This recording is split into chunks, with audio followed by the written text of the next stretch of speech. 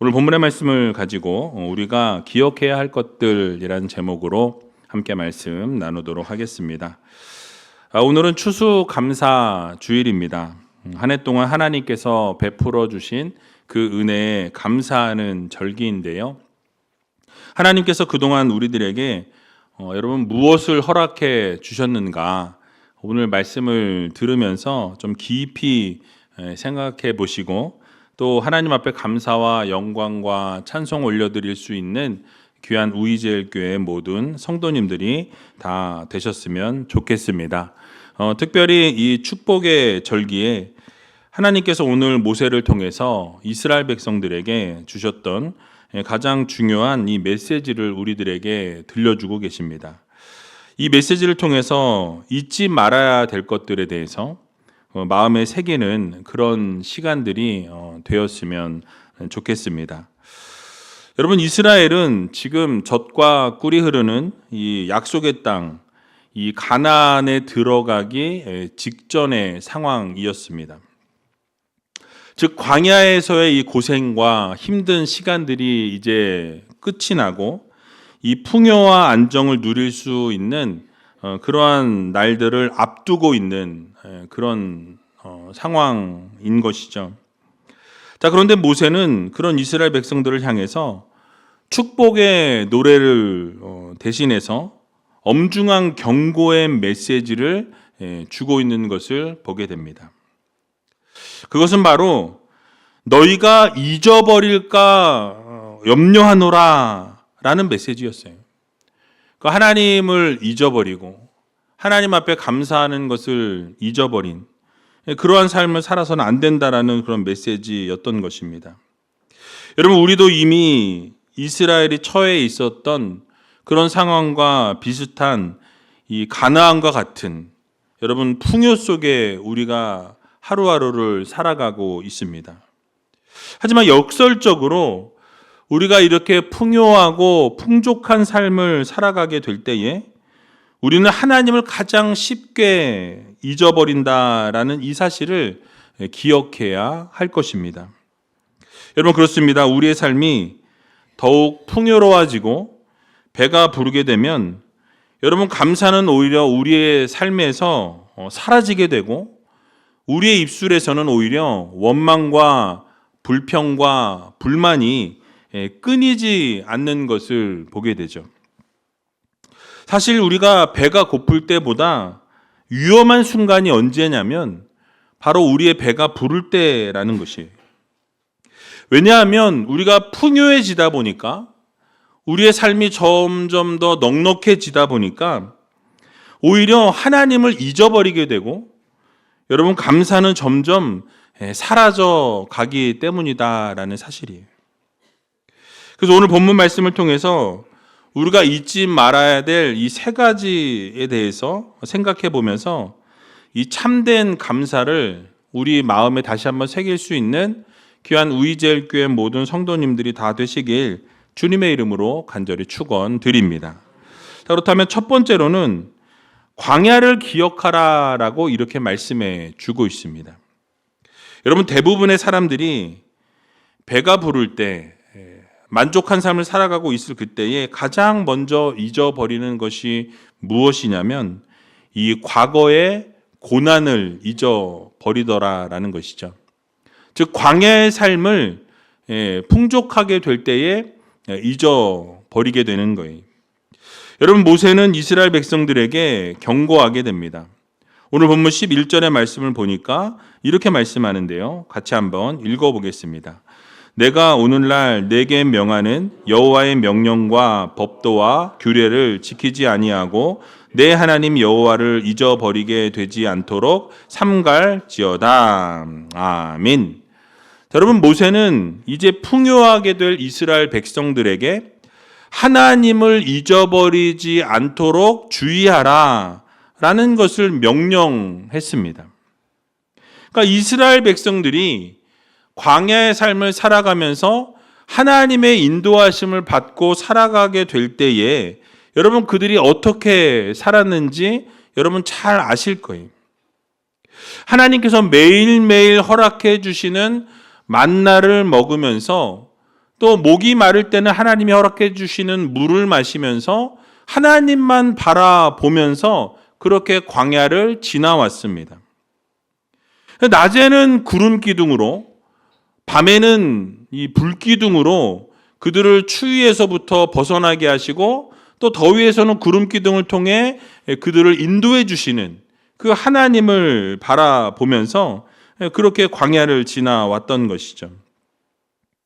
전적으로 하나님만을 바라볼 수밖에 없는 그러한 구조 속에서 이 광야에서의 삶을 하나님을 의지하면서 그렇게 이스라엘 백성들은 살아올 수밖에 없었던 것입니다. 하지만 이제 젖과 꿀이 흐르는 이 가나안 땅을 향해 나아가서 그곳으로 들어가게 될 때에 그들이 이제 앞으로 풍요를 누리게 되고 하나님의 은혜가 아닌 바로 자신의 능력에 그 시선이 고정될 것을 이 모세는 우려하고 있었던 것입니다. 여러분, 영적으로 가장 위험할 때가 언제인지 아십니까? 여러분, 우리가 힘들고 어려울 때가 아니라 여러분 모든 것이 편안하고 안정적이고 우리의 삶 가운데 모든 것이 잘 풀릴 때가 여러분 가장 위험할 때라는 거예요. 여러분, 풍요함이라는 것은 결국 우리가 풍요함을 누리다 보게 되면 어떻게 되어집니까? 우리도 모르는 사이에 교만함이 우리 마음 가운데 싹트기 시작한다라는 거예요. 내 능력으로 이 재물을 얻게 되었고 내 힘과 내 노력으로 모든 것이 이루어졌다라는 생각을 하게 된다라는 것이죠. 결국은 이것이 어디로 연결되어집니까? 하나님을 잊어버리는 것으로 연결되어지더라는 거예요. 그런 결과로 이어지게 되는 것입니다. 특별히 하나님을 잊어버리게 된다라는 것은 이 성경 말씀을 보게 되니까 단순히 머리로 하나님에 대한 이 사실을 기억하지 못하는 것을 말씀하는 것이 아닙니다. 그러니까 하나님을 아는 지식은 있지만 여러분, 그 하나님이 주인 되심을 인정하지 않는 것을 말씀해요. 하나님의 명령과 법도와 이 규례를 따르지 아니하고 그것을 거부하는 것을 바로 하나님을 잊어버린 행위로 규정하고 있는 것입니다. 여러분, 하나님의 명령을 지키지 않는 그 순간 하나님과의 관계는 틀어질 수밖에 없고 하나님과의 그 관계는 단절되어질 수밖에 없다라는 사실입니다.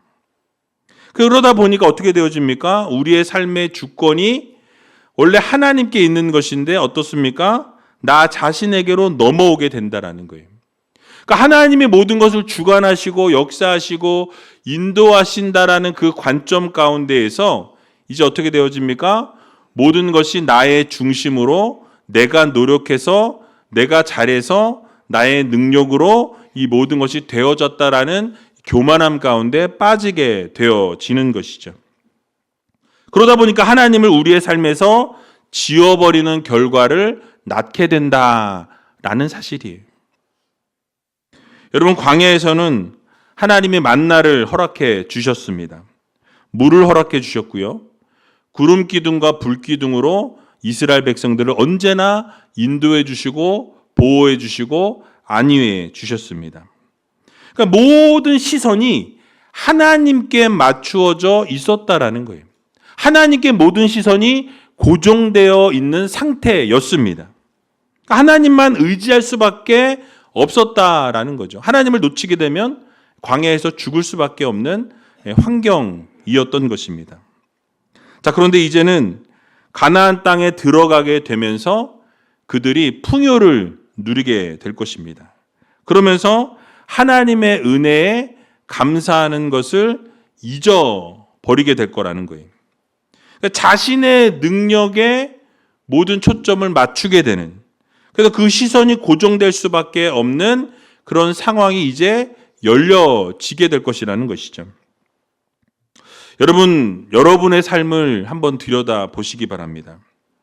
광야 학교에 입학해서 여러분들이 정말 힘들고 어려운 상황 가운데 놓이게 될 때 여러분 그 순간 가운데는 힘들지만 힘들어도 어떻게 합니까? 하나님을 바라보는 그 시선을 놓치지 않는다라는 거예요.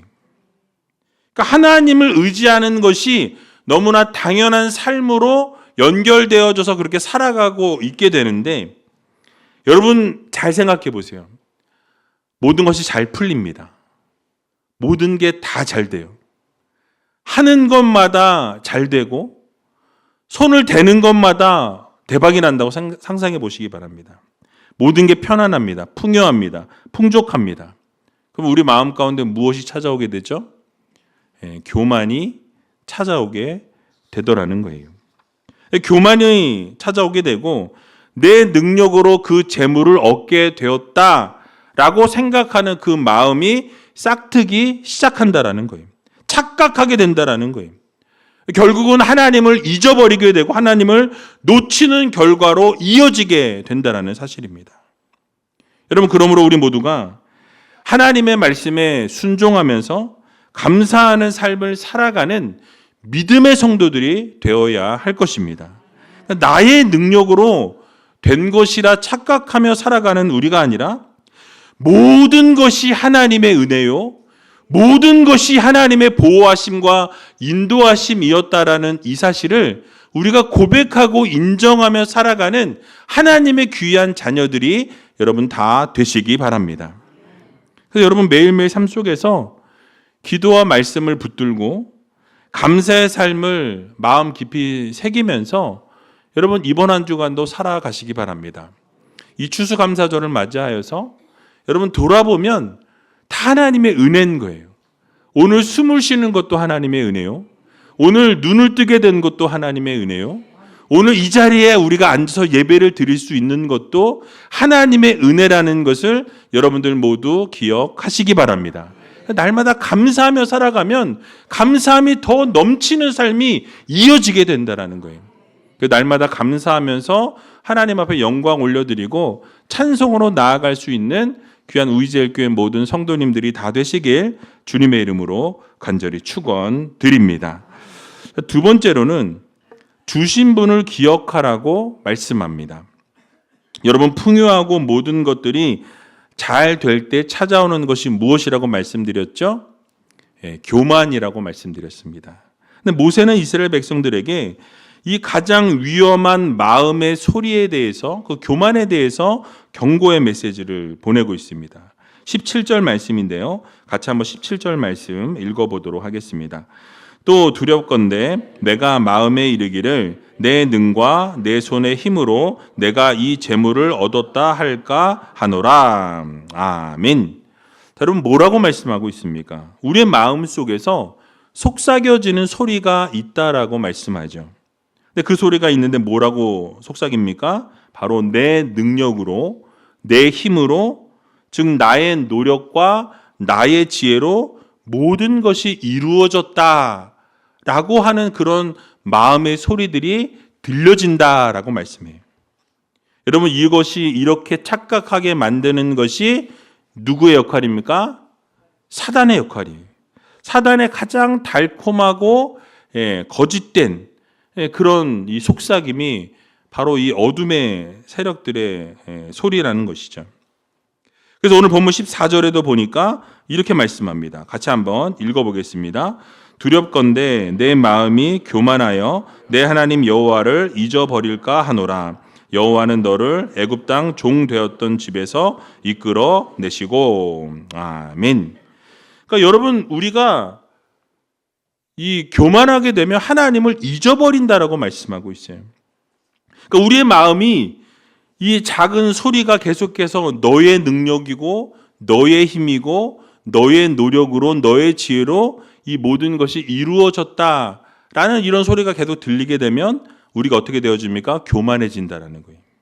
그리고 우리가 교만에 빠지게 되면 우리를 이끌어 주시고 우리를 인도해 주시고 보호하신 하나님을 이제는 어떻게 된다? 잊어버리게 된다. 이렇게 말씀하죠. 그래서 이 모든 것을 허락하신 하나님을 너희는 절대로 잊어버리지 말라고 명령하고 있는 거예요.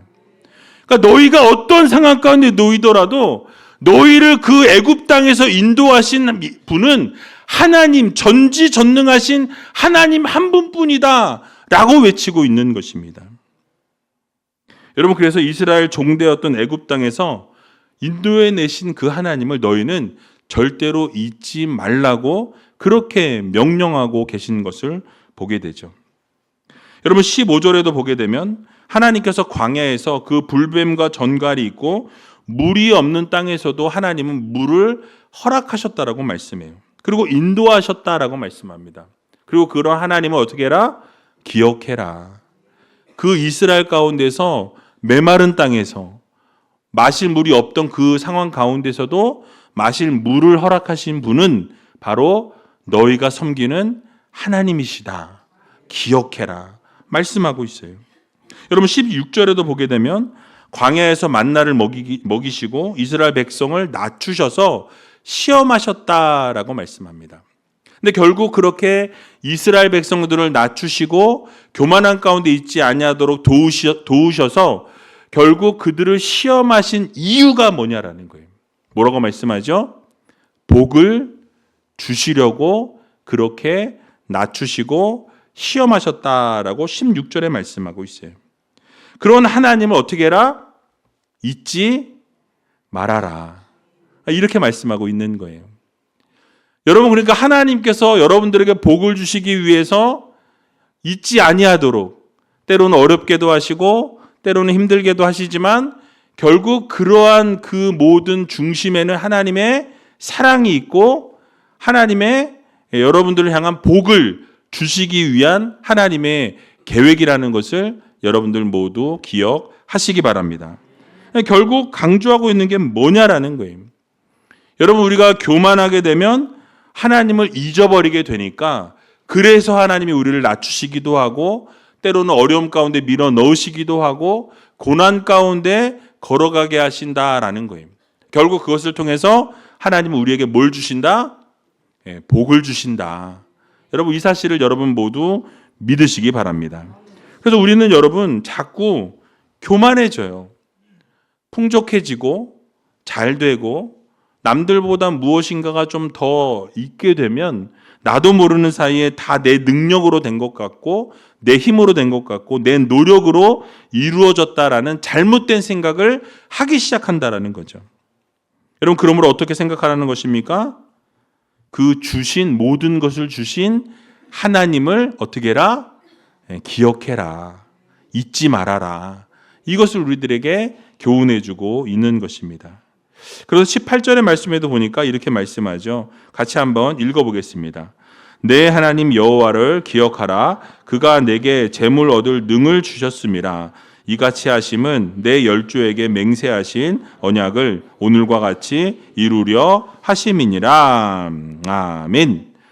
여러분, 결국 무엇을 강조하고 있습니까? 우리에게 재능 주신 것. 그 여호와 하나님을 기억하라고 말씀하죠. 그 재물 얻은 능력을 누가 주셨어요? 하나님이 주셨어요.